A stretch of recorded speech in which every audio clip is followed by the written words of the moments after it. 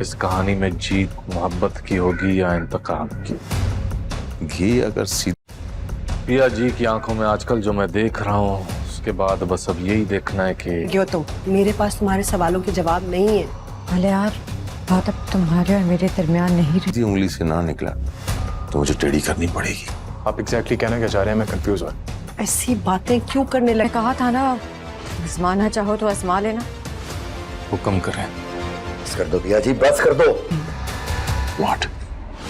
दोनों सूरतों में जीत मूसा की होगी।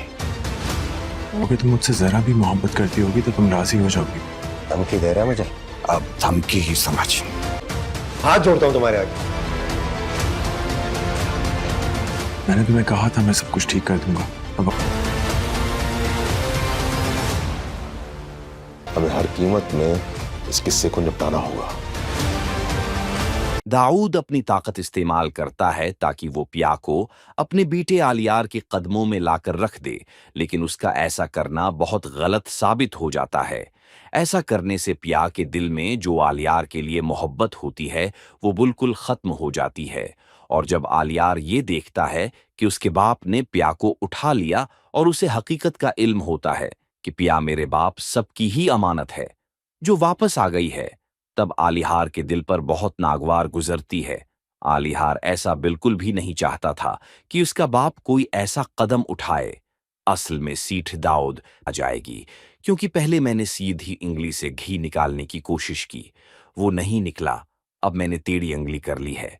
लेकिन इस वक्त आलियार अपने बाप से लड़ता है कि आप ऐसी वैसी हरकत कोई न कीजिए जिससे पिया के दिल में मेरे लिए कोई गलत बात या नफरत पैदा हो। लेकिन सीड दाऊद ये सब कुछ जानबूझकर करता है ताकि वो अपने बेटे की जान पिया से छुड़वा सके।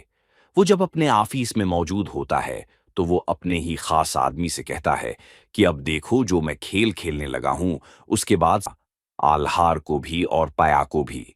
लेकिन दूसरी तरफ पाया को भी पता होता है जो उसके साथ होने वाला होता है। उसी वजह से वो सामिल से मिलकर पहले ही प्लान बना चुकी होती है। सामिल उनके घर में जब मौजूद होता है तब पिया सामिल को कहती है कि मैं तुम्हें अब चेक करूंगी।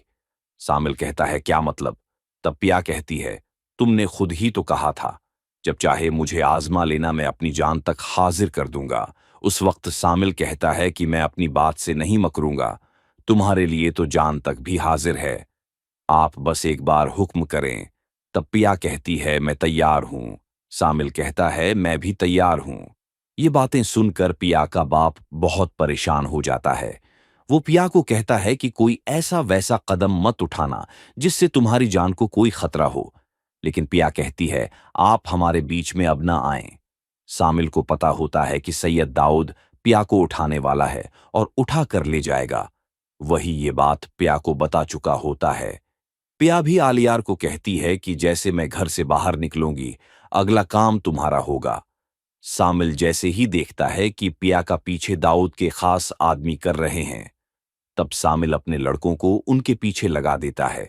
सामिल का ये प्लान होता है कि जैसे ही वो पिया को लेकर, तो हम बहुत चालाकी से पिया को इनसे लेकर कहीं और सेफ जगह पर ले जाएंगे जहां पर पिया की जान को खतरा नहीं होगा।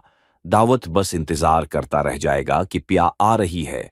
अब उसके पास उसकी अमानत, लेकिन असल में उसकी अमानत तो उसके पास कभी जाएगी नहीं।